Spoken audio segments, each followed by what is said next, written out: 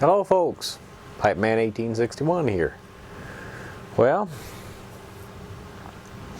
I'm down here, had a good weekend. I hope you all have had a good weekend as well. Had kind of a surprise snowstorm. We didn't realize it was going to be that bad. We have about 2 inches out there. And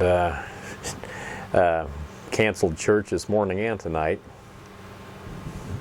which I'm glad they did. You know, roads were kind of interesting.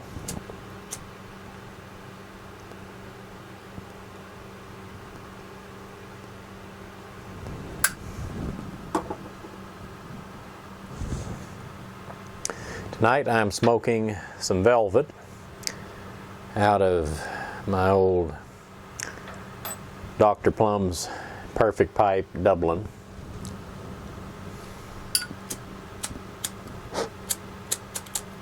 Time for more fluid again. And dang it, never can find a box of matches when you want them either. Let me see, where'd I put those? Well, I guess we're just going to fill up the Zippo. You know, it's funny. I think 2 videos ago when I talked about testing out the barreling pipe and how you never really quite know how a pipe's going to do until you smoke it. Well, that got me to thinking,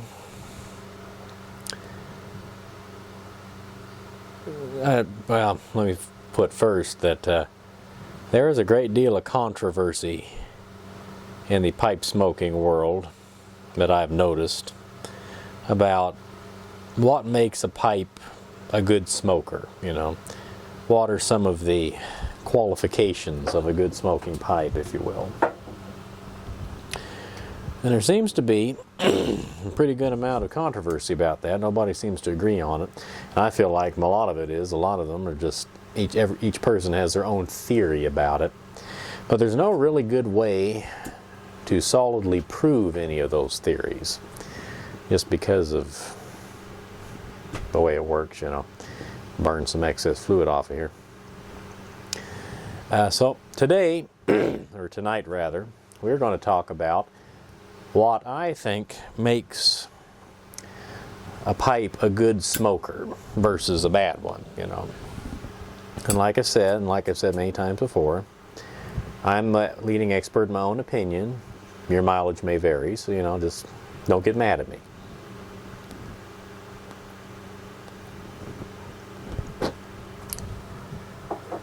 So,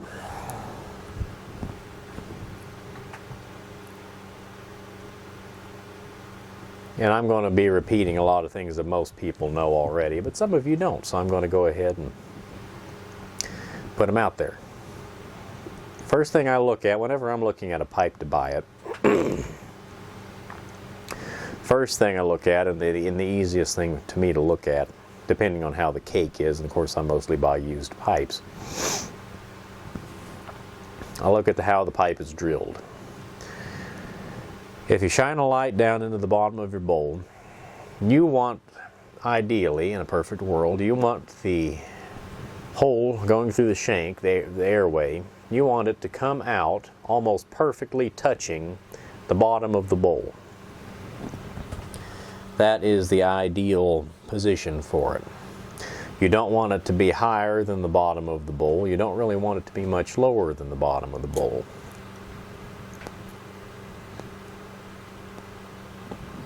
Whenever it's higher than the bottom of the bowl, that can cause liquid to pool just below that draft hole, the condensation and whatnot. It causes the tobacco to get soggy. And if you run a pipe cleaner down that airway, the pipe cleaner cannot reach down below that, so it can't soak it up properly. Causes a pipe to smoke a little bit wetter. The better of the two would be if the airway is drilled a little bit into the bottom or the heel of the bowl. But even that can cause wet smoking, because it'll cause, once again, moisture to pool right at the bottom there, and it gets sucked into the stem and causes wet smoking. So ideally, you want that airway to be perfectly touching the bottom of that bowl.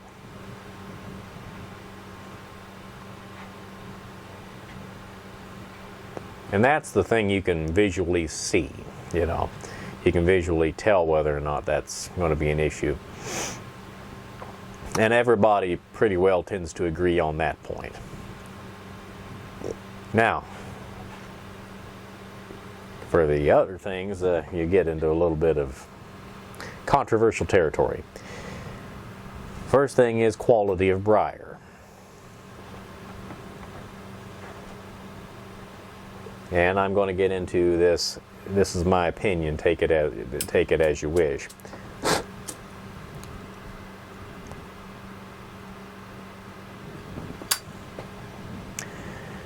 I believe the older pipes with the older briar are better quality, just because of the material they're made out of.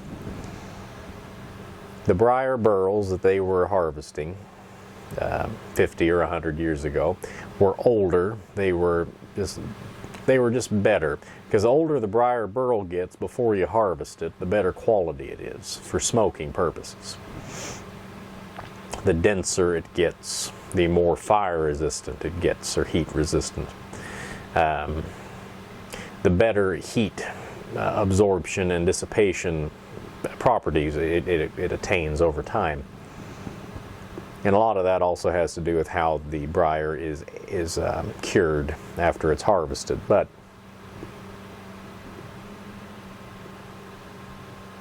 you have to look at that. The modern pipes, modern briar, the sources of briar, the briar is not near as old coming out of the ground as it used to be, because a lot of it was just used up. Same thing as old growth timber. You know, old houses were built of old growth timber. The grain was much tighter together. Newer houses, you look at the 2x4s available at Lowe's and Home Depot, they're horrible. Same principle, you know. You can't really tell, in my opinion, just by looking at a piece of briar what the quality of it is. You can look at the grain, you know, and see how pretty it is, or look for flaws. But as far as the smoking characteristics of it, I don't think really you can tell too well just by looking at it. You can tell by feeling it, or seeing how heavy it is perhaps, but that's about it with that. A lot of people say that the older briar, the reason it smoked better was because it was more absorbent. That, in my opinion, is not at all true. Briar, it's a little bit absorbent, but a lot of guys have cut a pipe in half that's been smoked for years, just cut it down the middle. And if you look at how far the darkness, the oils of the tobacco have seeped into the briar, they've only seeped in just barely past the surface of the inside of the bowl. Briar does not absorb moisture, okay? At least not to any great extent. Now, meerschaum and corncob pipes, they do absorb a great deal of moisture. Briar does not. What briar does do very well when it's aged properly and cured properly is it absorbs and dissipates heat very well. And that's one of the reasons why briar wood is such an amazing material to make pipes out of, is because it absorbs and dissipates heat very efficiently. Other types of wood, they may absorb heat well, but they don't do a good job of dissipating it. And of course, also briar has a much higher burn temperature than a lot of other woods too. But the ability to absorb and dissipate heat is a very valuable and important characteristic of briar. And the better quality of the briar, the better the briar does that job.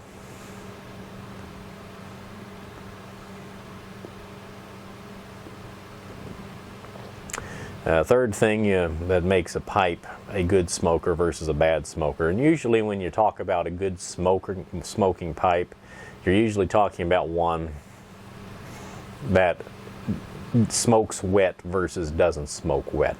A lot of that is taken care of or remedied by a good smoking cadence and good smoking habits. Good method, if you will. But I have run into some pipes that just plain smoke wet no matter what. They are kind of few and far between for me, but they do exist.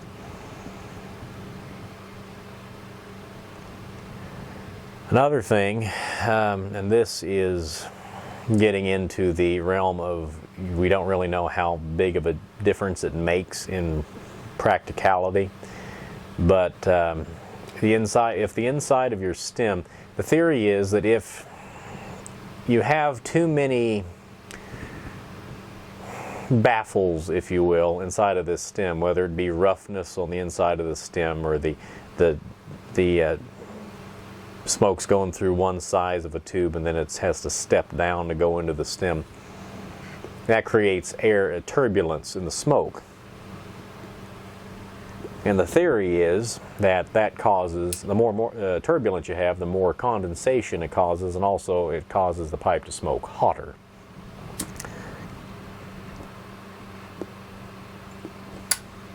And that is a sound theory. That's why Charles Peterson, when he was designing his system pipe, the end of his stem, and this is on the old ones, they don't do it anymore, but the end of the stem on the inside, where it goes in the pipe, it was funneled to where the smoke would kind of be funneled into the stem instead of running into a wall and swirling around and then going into the hole. Because he found that would cause them to smoke drier and cooler. And I've never personally done any experimenting with that, but in theory it would help a little bit. I don't know how much, mind you, but it should help a little bit anyway. So, and that's the other thing that can help is if you polish the airway of your stem a little bit. You know, some roughness can cause some turbulence in theory and cause, you know, moisture to build up. So if you have a nice smooth interior of your stem, that supposedly helps.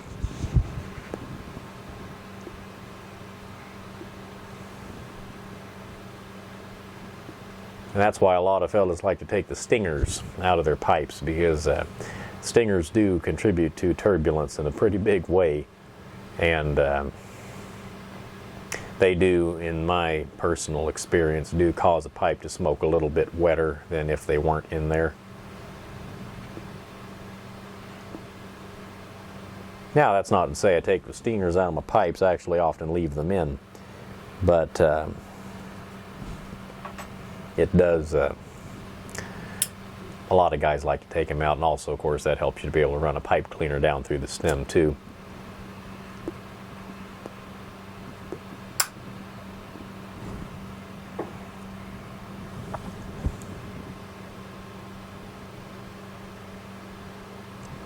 And this isn't really, those are the main points of what makes a pipe smoke bad or good, I guess.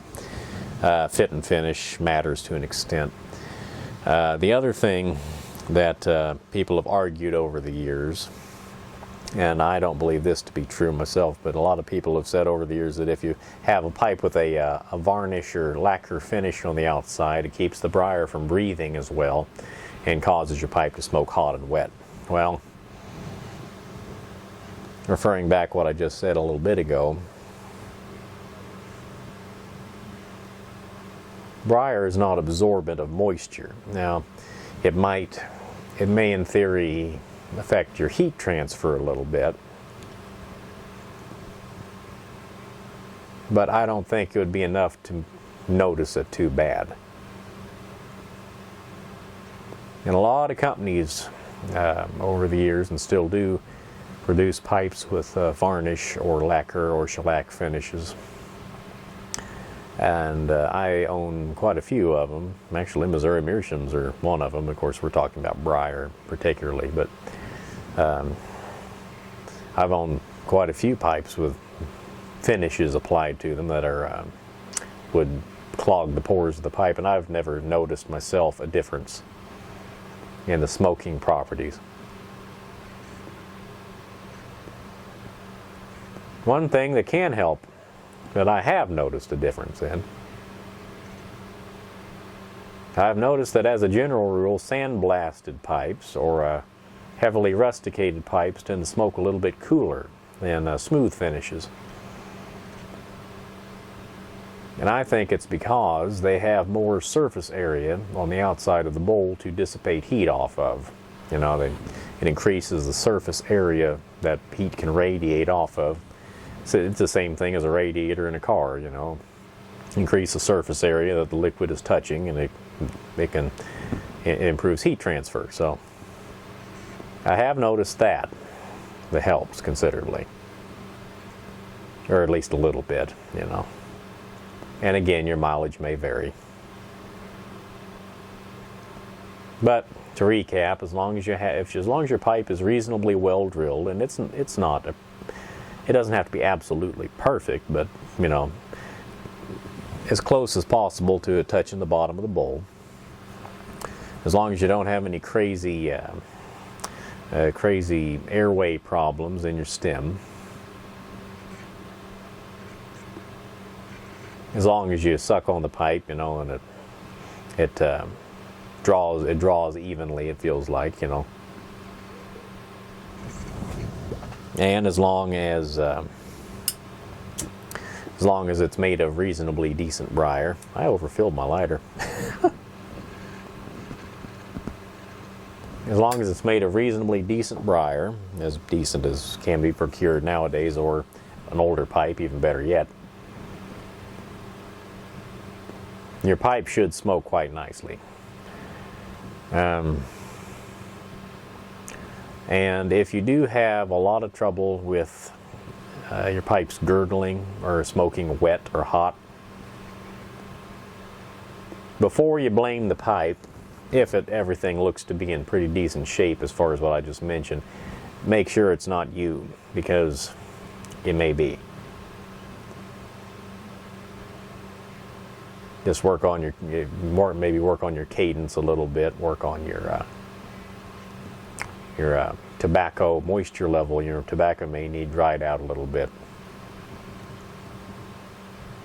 etc., etc. But by and large,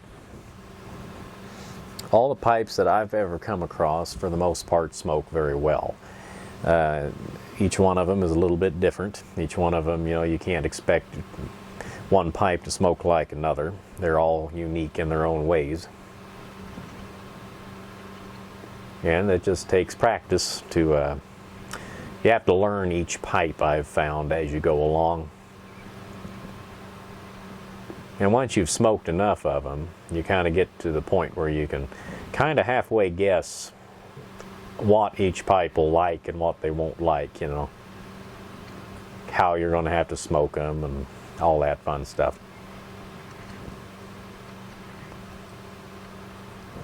But of course that comes with time.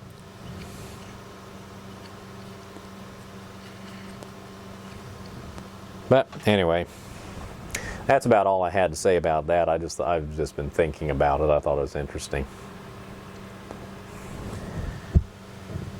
But that's all I have to say about it. And like I say, I'm a leading expert of my own opinion, so don't form a lynch mob, folks. You know, you can. I reserve the right to be wrong as much as I want to be. Anyway, this has gone on for long enough, so I'm going to let you all go. This is Pipe Man, 1861, saying goodbye, good luck. May the good Lord take a liking to you. I'll see you all again real soon. And as always, folks, happy smoking. Thank you, folks. Bye now. Gotta get my clicker and knocked it on the floor again. Ah, that's where those matches went. Bye, folks.